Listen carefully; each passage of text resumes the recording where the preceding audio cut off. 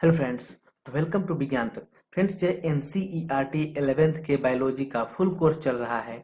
अध्याय नंबर है 9 और अध्याय का नाम है जैव अणु।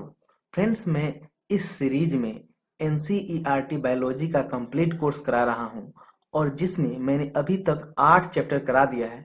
यह 9वां चैप्टर है और इसका भी मैंने 3 वीडियो पहले ही बना दिया है। यह चौथा वीडियो है। अगर आपने पुराने सब वीडियो नहीं देखे हैं तो ऊपर आपको यहाँ पे आई बटन पे लिंक उन सभी वीडियोज का मिल जाएगा। आप जा करके वहां से उन सब वीडियो को देख लीजिए ताकि यह चैप्टर आपको अच्छे से समझ में आ सके। चलिए बिना किसी देरी के आज के वीडियो को शुरू करते हैं। हमें पढ़ना है आज प्रोटीन। इससे पहले मैंने आपको 3 वीडियो में कवर कर दिया है। तो प्रोटीन पॉलीपेप्टाइड होते हैं। ये अमीनो अम्ल की रेखीय श्रृंखलाएं होती है जो पेप्टाइड बंधों से जुड़ी होती है, जैसा कि चित्र 9.2 में दिखाया गया है। आप देख सकते हैं यहाँ पे। देखिए, रेखीय संरचना का मतलब क्या? देखिए, एक यहाँ पे है, फिर यहाँ पे, फिर यहाँ पे। ये एक रेखीय जैसा है, तो ये रेखीय संरचना होती है। ठीक है, और भी उसके बारे में डिटेल आपको बताऊंगा थोड़ी देर बाद। प्रत्येक प्रोटीन अमीनो अम्ल का बहुलक होता है। अमीनो अम्ल 20 प्रकार के होते हैं, जैसे alanine, cysteine, proline, tryptophan, lysine इत्यादि। ये सब 20 होते हैं। प्रोटीन सम बहुलक नहीं बल्कि विषम बहुलक होता है। अब देखिए, सम बहुलक का मतलब क्या है? सम बहुलक का मतलब है एक ही प्रकार के अणु लगातार जुड़े रहते हैं। जैसे मान लीजिए कि यहाँ पे एमिनो अम्ल है, फिर अमीनो अम्ल से फिर दूसरा अमीनो अम्ल, फिर तीसरा अमीनो अम्ल, मतलब एक ही जैसा वो जुड़े रहते हैं, एक ही जैसे। जैसे यहाँ पे आप देखिएगा इस तरह से। देखिए CH2OH है, यही और यहाँ भी जुड़ा हुआ है और यही यहाँ भी जुड़ा हुआ है। मतलब एक तरह के जुड़े होंगे तो उन्हें हम कहेंगे समबहुलक, और अलग अलग रहते हैं तो उसे कहते हैं विषम बहुलक। तो प्रोटीन क्या होते हैं? तो प्रोटीन समबहुलक नहीं होते हैं बल्कि ये क्या होते हैं? विषम बहुलक होते हैं। एक समबहुलक एकलक की कई बार आवर्ती के कारण बनता है। वही मैंने बताया, कई बार एक ही ग्रुप आएगा उसे हम लोग कहते हैं समबहुलक। लेकिन प्रोटीन क्या होते हैं? विषम बहुलक होता है। एमिनो अम्ल के बारे में यह जानकारी अति महत्वपूर्ण है। जैसा कि बाद में पोषण के अध्याय में आप पढ़ेंगे, वो पोषण का अध्याय पढ़ेंगे तो उसमें आपको काफी डिटेल में पता चलेगा कि कुछ अमीनो अम्ल स्वास्थ्य के लिए अति आवश्यक होते हैं, जिनकी आपूर्ति खाद्य पदार्थों के द्वारा होती है। ठीक है, तो कुछ अमीनो अम्ल क्या होते हैं? स्वास्थ्य के लिए काफी ज्यादा इंपॉर्टेंट होते हैं, और उनकी आपूर्ति कहाँ से होती है? तो उनकी आपूर्ति होती है खाद्य पदार्थों से, अर्थात जो हम लोग भोजन करते हैं उनसे होती है। इस तरह आहार की प्रोटीन इन आवश्यक एमिनो अम्ल की स्रोत होती है। ठीक है, प्रोटीन क्या होती है? तो अमीनो अम्ल की स्रोत होती है। इस प्रकार से एमिनो अम्ल अनिवार्य या अनानिवार्य हो सकते हैं।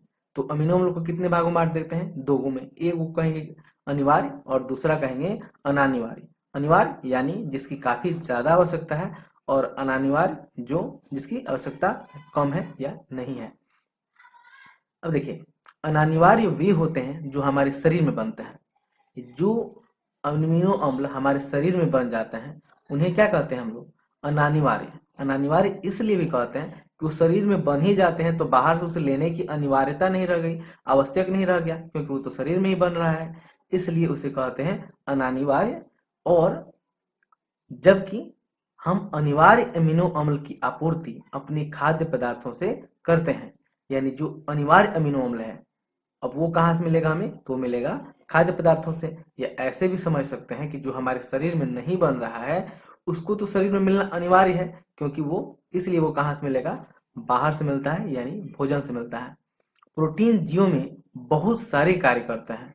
ठीक है, प्रोटीन का मानव के शरीर में अनेक तरह का कार्य है। इनमें से कुछ पोषकों के कोशिका झिल्ली से होकर अभिगमन करने तथा कुछ संक्रामक जीवों से बचाने में सहायता करते हैं, और कुछ एंजाइम के रूप में होते हैं। तो इनका क्या काम है? तो कोशिका झिल्ली से होकर के कुछ पोषक पदार्थों का अभिगमन करने में सहायता करते हैं, और संक्रामक जीवों से बचाने में भी सहायता करते हैं। साथ ही कुछ प्रोटीन क्या होते हैं? एंजाइम रूप में भी होते हैं। देखिए, यहाँ पे कुछ प्रोटीन है और उसके कार्य दिए गए हैं। जैसे कोलेजन है, यह क्या करता है? अंतर कोशिकीय भरण पदार्थ है। ट्रिप्सिन है, यह एक प्रकार का एंजाइम है। ऐसे ही इंसुलिन एक प्रकार का हार्मोन है, और आपको पता होगा इसी के कारण डायबिटीज बीमारी होती है, इंसुलिन की कमी के हो जाने के कारण। वैसे ही प्रतिजीवी हैं, ये क्या करते हैं, संक्रमितकर्ता से लड़ते हैं, यानी जो पैथोजेंस होते हैं जिनसे हम लोग बीमार पड़ते हैं, जिसे रोगाणु भी बोलते हैं, उनसे ये हमारी क्या करते हैं, रक्षा करते हैं। वैसे ही ग्राही होते हैं, वो क्या करते हैं, संवेदी ग्रहण करते हैं, जैसे सूचना, स्वाद, हार्मोन इत्यादि का के बारे में उनका पता लगाते हैं। और ऐसे ही GLUT4 है जो ग्लूकोज का कोशिका में परिवहन करता है। तो ये सारे कुछ यूज हैं प्रोटीन के। चलिए अब बात करते हैं पॉलीसेकेराइड्स की। ठीक है, पॉलीसेकेराइड की। अम्ल अम्लीय भाग में दूसरे श्रेणी से बृहद अणुओं की तरह पॉलीसेकेराइड्स भी होते हैं। अब देखिए, जैसे मैंने आपको पहले वीडियो में बताया था कि क्या करते हैं, कोशिका को लेकर के कूटते हैं, मतलब ऊतक को लेकर के कूटते हैं, और उसमें से एक अविलेय भाग हो जाता है और दूसरा विलेय भाग हो जाता है। तो विलेय भाग में जनरली क्या होते हैं, लघु अणु रहते हैं, जबकि अविलेय भाग में कौन से रहते हैं, बृहद अणु रहते हैं। और उसी बृहद अणु में एक पॉलीसेकेराइड्स भी होता है, और पॉलीसेकेराइड्स क्या है, वो कार्बोहाइड्रेट्स ही है। ये पॉलीसेकेराइड्स शर्करा की लंबी श्रृंखला होती है। पॉलीसेकेराइड्स किसे कहेंगे, जब शर्करा की लंबी श्रृंखला हो जाएगी, मतलब ये एक मान लीजिए कि ये शर्करा है, फिर शर्करा, ऐसे जब इसकी लंबी श्रृंखला हो जाएगी तो उसे हम लोग क्या कहेंगे, पॉलीसेकेराइड्स। यह श्रृंखला सूत्र की तरह विभिन्न प्रकार के एकल सेटेराइड से मिलकर के बने होते हैं। ठीक है, ऐसे ही आप देख सकते हैं कपास के रेशे। तो कपास के रेशे में जैसे होते हैं वैसे इसमें क्या होता है, ये पॉलीसेकेराइड्स की श्रृंखला होती है। उदाहरण, सेलुलोज एक बहुलक पॉलीसेकेराइड्स है जो एक प्रकार के मोनोसेकेराइड्स जैसे ग्लूकोज का बना होता है।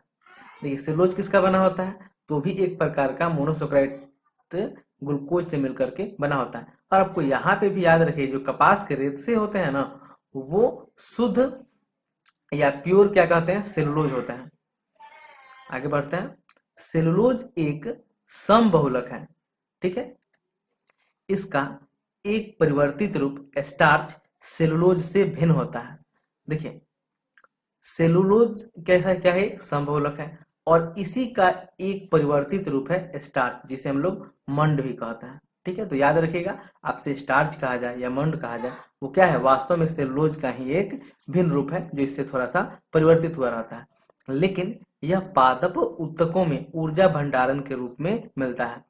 स्टार्च क्या करता है, तो पादपों के ऊतक में ऊर्जा का भंडारण करता है। वैसे प्राणियों में भी भंडारण होता है ऊर्जा का, लेकिन जो होता है वो क्या होता है, वो ग्लाइकोजन की सहायता से होता है। जैसे यहाँ पे लिखा भी है कि प्राणियों में एक अन्य परिवर्तित रूप होता है जिसे ग्लाइकोजन कहता है। चलिए आगे बढ़ते हैं। इनुलिन फ्रुक्टोज का बहुलक है। यहाँ ध्यान दीजिएगा, ये इनुलिन है, इंसुलिन नहीं है। ठीक है, तो इनुलिन क्या है, फ्रुक्टोज का बहुलक है। एक पॉलीसेकेराइड श्रृंखला जैसे ग्लाइकोजन का दोहरा सिरा अपचायक व बायां सिरा अनअपचायक कहलाता है। यह शाखायुक्त होती है जो व्यंग चित्र जैसी दिखाई देती है। देखिए, ये क्या है, एक पॉलीसेकेराइड श्रृंखला है जैसे ग्लाइकोजन, और जो ग्लाइकोजन है, ये ग्लाइकोजन में दो सिरे होते हैं, एक दाहिने साइड में होगा और एक बाएं साइड में होगा। तो जो दाहिना सिरा होता है उसे क्या कहते हैं, अपचायक कहते हैं। ये अपचायक, जो दाहिना सिरा होता है उसे क्या कहते हैं, अपचायक कहते हैं, और जो बायां सिरा होता है उसे कहते हैं अनअपचायक।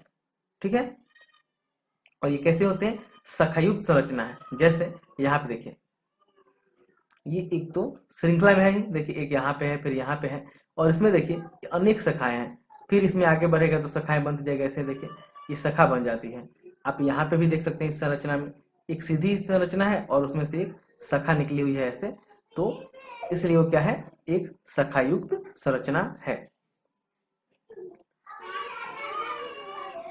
मंड में द्वितीयक कुंडलीदार संरचना मिलती है। वास्तव में मंड में आयोडीन अणु इसके कुंडलीय भाग में जुड़े रहते हैं।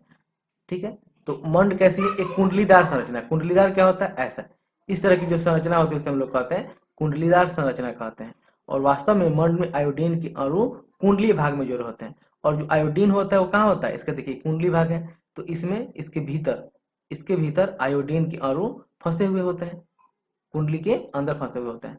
आयोडीन अणु मंड से जुड़कर नीला रंग देता है, और जब भी आयोडीन जा करके मंड से मिल जाता है तो उसका रंग कैसा हो जाता है, तो उसका रंग हो जाता है नीला।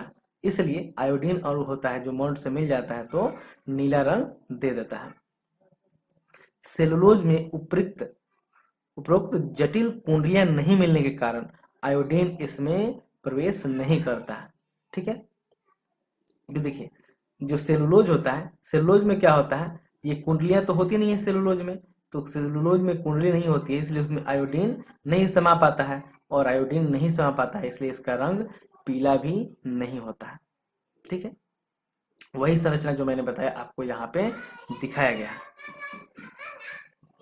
चलिए आगे बढ़ते हैं।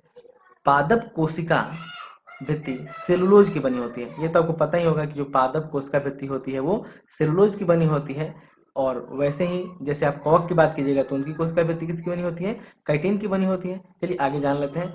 कागज पौधों की लुगदी से बना होता है जो सेलुलोज होता है, ऐसे ही जो कागज पौधों की लुगदी होता है वो भी किसका होता है, सेलुलोज का होता है।